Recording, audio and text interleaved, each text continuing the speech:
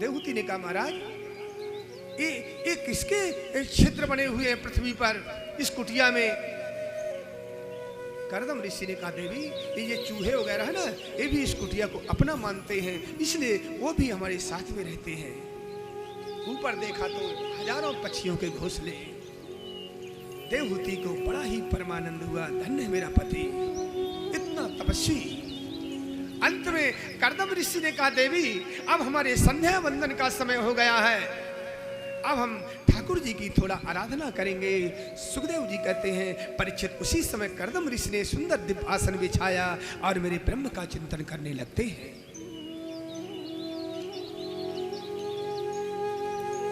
लेकिन चिंतन करते करते 10,000 वर्ष बीत जाते हैं। देवहूति बेचारी सामने खड़ी, क्योंकि जिसका पति बैठा हुआ है, ना खाना खा रहा है, ना पानी पी रहा है, तो उसकी सौभाग्यशालिनी पत्नी क्या कर सकती है? सामने हाथ जोड़ करके अपने पति के सामने देवहूति खड़ी हुई है। जब 10,000 वर्ष पूर्व कर्दम ऋषि की समाधि खुली तो कर्दम ऋषि ने देखा कि उनके सामने एक औरत खड़ी हुई है। बोले देवी तुम कौन हो? अरे बोले महाराज आप मेरे को ही भूल गए, मैं आपकी पत्नी हूँ, देवहूति हूँ। ध्यान करिए 10,000 वर्ष पहले भारत के प्रथम सम्राट राजा मनु, उनकी पुत्री हूँ मैं। मेरा विवाह आपके साथ में संपन्न किया है। एकदम कर्दम ऋषि को ध्यान आया, धन्य देवी तुम देवहूति हो? हाँ महाराज, लेकिन मैं तो भगवान के ध्यान में मस्त था। तुम क्या खाती थी, कितनी दुबली हो गई? बोले महाराज जो सौभाग्यशालिनी पत्नियां होती हैं वो पति के ही सब कुछ मानती हैं। अंत में कर्दम ऋषि बड़े प्रसन्न हुए हैं कि तुष्टो हम दवितविमान अभिमान दाया शुश्रूषया परमया परया च भक्त्यां कियो देहिना मतमदि सुहृदस्व देहो नावेक्षितम समुचितम छवितुम मदर्थे। बड़ा सुंदर कर्दम ऋषि ने कहा देवी तुष्टो हम तव मान अभिमान दाया शुश्रूषया परमया परया च भक्त्यां। मैं तुम्हारी भक्ति से बहुत ही प्रसन्न हूं, इसलिए तुमको जो भी वरदान चाहना हो तुम मुझसे वरदान मांगो। देवहूति ने कर्दम ऋषि के चरणों में प्रणाम किया। महाराज सौभाग्यवती स्त्री क्या चाहती है कि उसके घर में कोई सुंदर संतान हो। कर्दम ऋषि देवहूति की बात को मान जाते हैं और उन्होंने एक सुंदर रथ तेजोमय निर्माण करते हैं। बोले देवी आओ बैठो। लेकिन कर्दम ऋषि को ऐसा लगे कि देवहूति संकोच कर रही हैं। उसी समय कर्दम ऋषि ने अपने संकल्प के द्वारा एक सुंदर सरोवर की रचना किया है। कर्दम ऋषि ने देवी से कहा देवी जाओ उसमें स्नान करके आओ। जैसे ही देवहूति उस सरोवर पर स्नान करने के लिए जाती हैं, हजारों दासियों ने देवहूति का उपटन करती हैं और 16 वर्षीय देवहूति का सुंदर स्वरूप बन जाता है। परीक्षित अंत में देवहूति और कर्दम ऋषि ने उस सुंदर विमान में बैठ करके संपूर्ण भूमंडल का विचरण किया है। अंत में ठाकुर जी की कृपा से कर्दम ऋषि के घर में 9 बेटियों ने जन्म लिया है।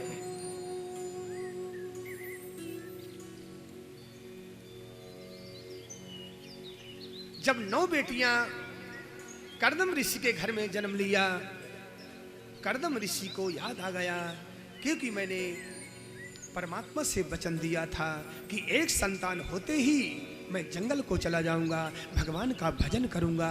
और देवहूति तुम्हारे घर में तो 9 बेटियों का जन्म हो गया है, इसलिए अब मैं नहीं रुकूंगा, मैं तो जगत के कल्याण के लिए तप करने के लिए मैं चला जाऊंगा।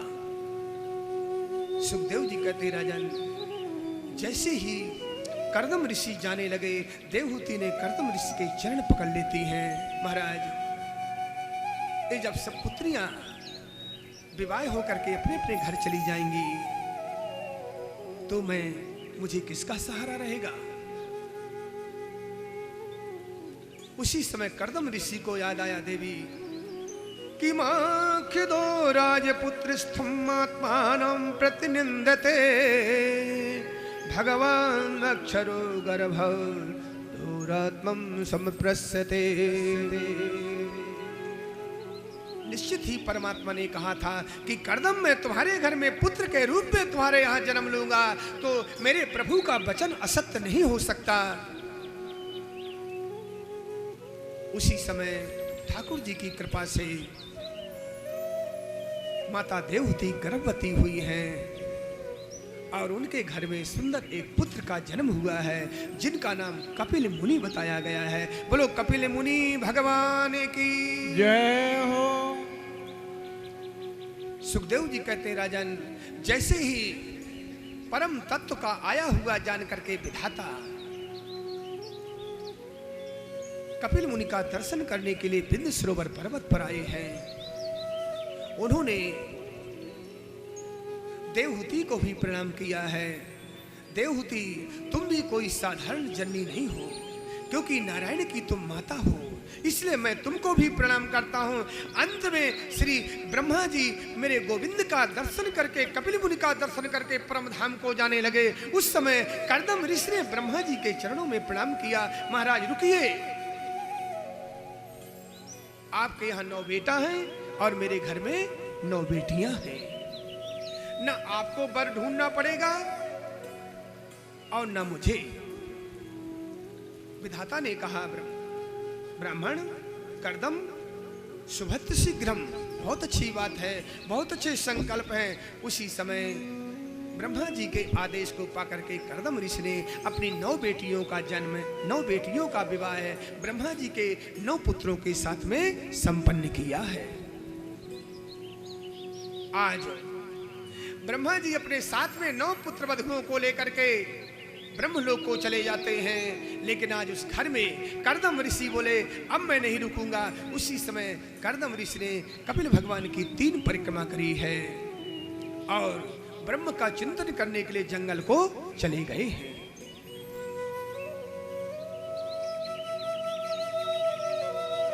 जैसे कोई कहता है ना कि घर में जब कुछ नहीं रहता तो सन्यासी बनकर भगवान का भजन करते हैं। अरे कर्दम ऋषि के पास क्या कमी थी? राजा सम्राट की पुत्री जिनकी उनकी बहू थी, उनकी पत्नी थी, साक्षात जगदीश्वर भगवान जो पुत्र बन के आए, फिर भी भगवान श्री कर्दम ऋषि ने सबका त्याग करके अंत में परमात्मा का ध्यान करके जंगल को चले जाते हैं। आज कर्दम ऋषि जब चले गए, कपिल मुनि और उनकी माता देवहूति बिंद सरोवर पर्वत पर रहती हैं। एक दिन माँ देवहूति ने सोचा ये जो कपिल मुनि है साक्षात नारायण का अवतार है, परम तत्व का उपदेश देने के लिए इसका अवतार हुआ है, इसलिए ऐसा समझ करके माँ देवहूति ने कर्दम ऋषि को श्री कृष्ण कपिल मुनि भगवान को एक दिव्य आसन पर बैठाया है और दिव्य आसन पर बैठा करके कपिल मुनि के चरणों में प्रणाम किया है। भगवान मैं जानती हूँ कि आप मेरे पुत्र बन के आए हो, लेकिन आप जगत के पिता हैं और आपको परमात्मा मान करके मैं आपकी माँ देवहूति आपके चरणों में प्रणाम करती हूँ। महाराज आपसे मैं एक प्रश्न करना चाहती हूँ। कपिल मुनि ने कहा माँ बोलो कौन सा प्रश्न है? कि निर्भिन्नां नितरां भूमं सिम्रियत तर्षणां येन संभाव्यमानेनो प्रशग्नाज्ञं तपा प्रभो। कितना सुंदर प्रश्न करती हैं देवहूति ने कहा महाराज संसार में जितना सुख मैंने भोगा है उतनी कोई साधारण नारी कल्पना भी नहीं कर सकती है, क्योंकि राजा सम्राट के घर में मेरा जन्म हुआ और कर्दम ऋषि जैसे महान तपस्वी मेरे पति बने। लेकिन महाराज फिर भी मेरे मन में कामना का अंकुर समाप्त नहीं हुआ। इसलिए महाराज अपने ज्ञान का खड्ग उठा करके मेरे अज्ञान रूपी वृक्ष को नष्ट करिए। मैं आपकी शरण में हूं, क्योंकि त्वं त्वं गताहं शरणं शरण्यं त्वं गताहं शरणं शरण्यं स्वभृत संसार तरो कुठारं स्वभृत संसार तरो कुठारं जिज्ञासया प्रगतेन पुरुषस्य नमामि श्रद्धाय विदाम्बरेष्ठं नमामि श्रद्धाय विदाम्बरेष्ठं। उसी समय भगवान मेरी कामना का अंकुर नहीं समाप्त होता है। कोई भी इच्छा जब पूर्ण होती है तो मुझे यही लगता है कि और इच्छा मेरी जागृत होती है। इसलिए ऐसा मैं कौन सा कर्म करूं जो कि मेरी कामना समाप्त हो जाए। उसी समय मेरे कपिल मुनि ने कहा, मां, प्रत्येक प्राणी अपूर्ण से ही मिलता है, पूर्ण से तो मिलता ही नहीं है, क्योंकि पूर्णमिदं पूर्णात् पूर्णमुदच्यते पूर्णस्य पूर्णमादाय पूर्णमेवावशिष्यते। पूर्ण कौन है? श्री परमात्मा। इसलिए भगवान श्रीमन्नारायण के चरणारविंदों में यदि मन लग जाए तो निश्चित ही हमारी कामनाओं का अंकुर समाप्त हो जाएगा।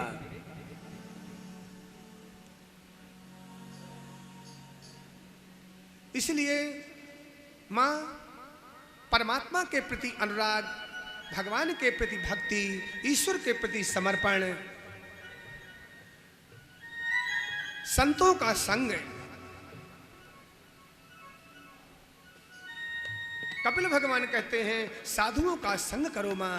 तब देवहूति ने कहा, महाराज मैं किसको जानूं कि साधु है कि असाधु है, साधु के लक्षण क्या होते हैं? तब कपिल मुनि भगवान कहते हैं, तितिक्षया कारुणिकः सुहृदा सर्वदेहिना अजात शत्रवो शांत साधव साधुभूषणा। मां, साधु जो होते हैं ना, तितिक्षे होते हैं, बड़े करुणशील होते हैं, सहनशील होते हैं, मान अपमान समान रखते हैं, उनको किसी प्रकार से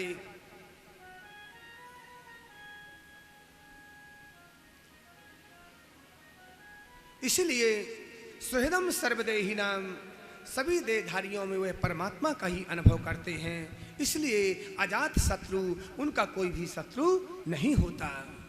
इसलिए सिया राम में सब जग जानी, सभी जगत में परमात्मा का जब संत अनुभव करता है तो किससे शत्रुता करे। अंत में भगवान कपिल ने देवहूति को भक्ति के लक्षण के बारे में बताया है, योग के बारे में बताया है। माँ आसन के द्वारा बैठ करके प्राणायाम करे, प्राणायाम से भगवान को ध्यान करे और परब्रह्म परमात्मा का ध्यान करके शांति को प्राप्त करे। इसी प्रकार अंत में माता ने कपिल मुनि भगवान से भक्तों के लक्षण के बारे में पूछा है कि भक्त कितने प्रकार के होते हैं। तब भगवान कहते हैं, माँ, जो मंदिर में केवल मेरी मूर्ति का ही दर्शन करते हैं, मंदिर में ही मेरे स्वरूप का अनुभव करते हैं, वह साधारण भक्त हैं।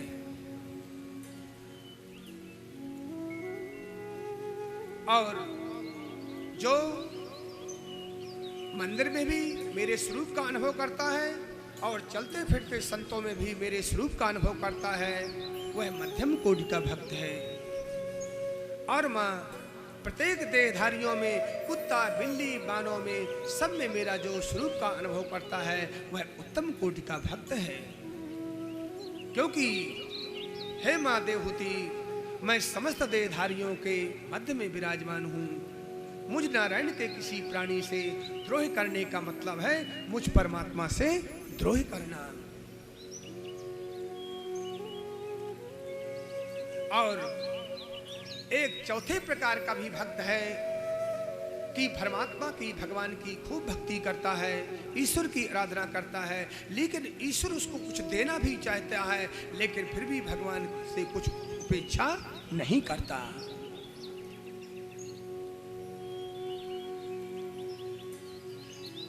कि न तथा मे प्रियतमं आत्मयोनिर्शंकर नाचा संकर्षणो श्रीनावात्मा च यथा भवान।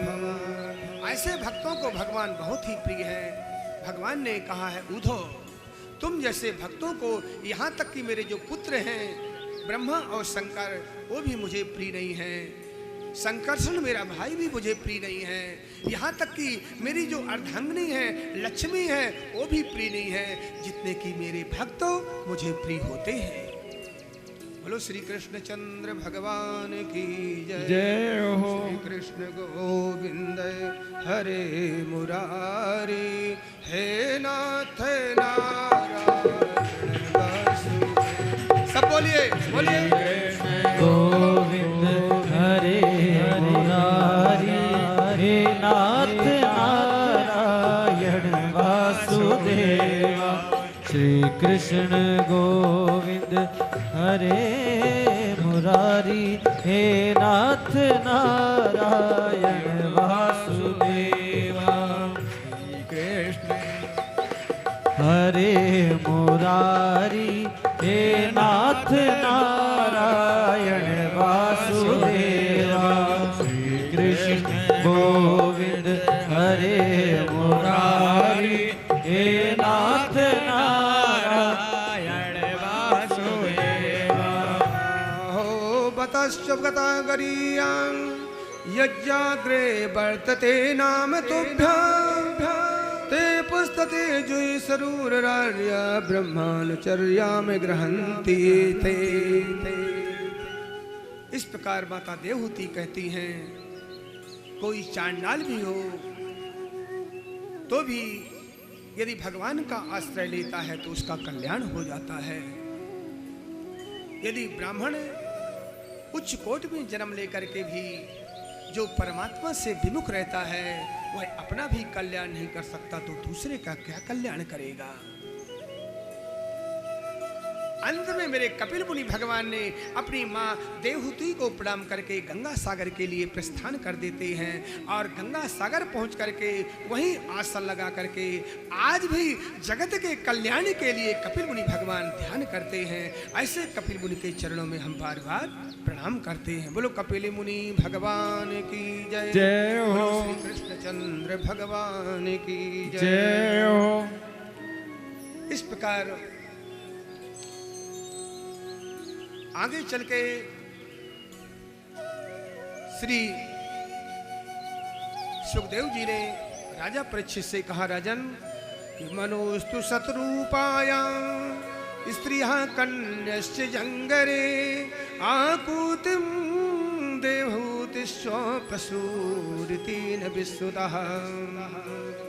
इसी प्रकार आकुति का विवाह रुचि प्रजापति के साथ पुत्रिका धर्म का आश्रय लेकर हुआ। उन्हीं के यहाँ साक्षात भगवान यज्ञ नारायण प्रकट हुए और भगवान का विवाह दक्षिणा नाम की कन्या से हुआ। इसी तरह मैत्रेय मुनि विदुर जी का एक प्रसंग सुनते हुए बोले, विदुर जी, देवहूति माँ की 9 बेटियां थीं, जिनमें अनसुईया का विवाह अत्रि मुनि के साथ में संपन्न हुआ और अत्रि मुनि के यहाँ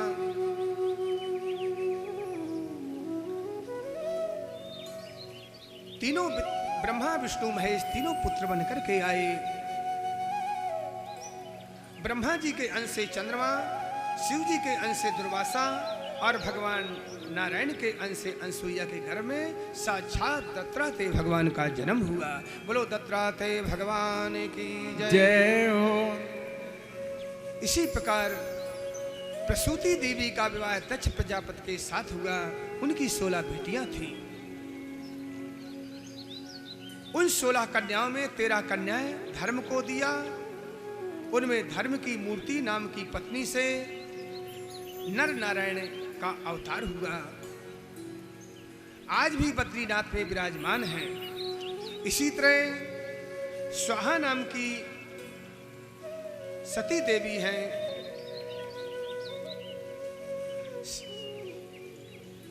और भगवान शंकर को ब्याही जिनका नाम सती देवी है। क्योंकि शिव पत्नी सती देवी की कोई संतान नहीं हो सकी, क्योंकि एक बार दक्ष ने भोलेनाथ का अपमान किया था, तो उन्होंने अपने पति के अपमान को न सहन कर सकी और अपने पिता के यज्ञ में ही भस्म हो गई थी। इसलिए आगे उनके कोई संतान नहीं हुई। तो राजा परीक्षित ने कहा, महाराज इस प्रसंग को बताने की कृपा करिए कि मां सती ने अपने शरीर को कैसे छोड़ा। तब सुखदेव जी कहते, राजन सुनो, एक बार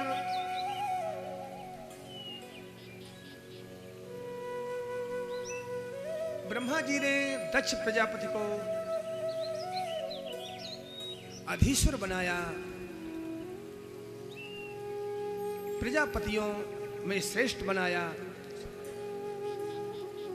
तो दक्ष प्रजापति के उस सभा में बड़े बड़े देवता, सभी देवता लोग एकत्र हुए। और जब सभी देवता लोग उस दक्ष की सभा में बैठे हुए थे और जब दक्ष उस सभा में प्रवेश किया तो सभी देवताओं ने उठ करके दक्ष प्रजापति को प्रणाम किया। लेकिन वहीं शंकर भगवान बैठे हुए थे। शंकर भगवान ने तो मन ही मन में दक्ष का सम्मान किया, लेकिन दक्ष प्रजापति नहीं समझ पाया। उसी समय दक्ष को ऐसा लगा कि देखो भगवान शंकर ने मेरा अपमान किया है। बीच सभा में दक्ष खड़ा होकर के भगवान शंकर को अपमानित करने लगा कि श्रूयतां ब्रह्माण सयो में सहदेवा सहग्नया साधूनां ब्रुवृतो ब्रूतं न ज्ञानत्र नमस्सरात्। भगवान शंकर से दक्ष प्रजापति ने कहा, देखो एक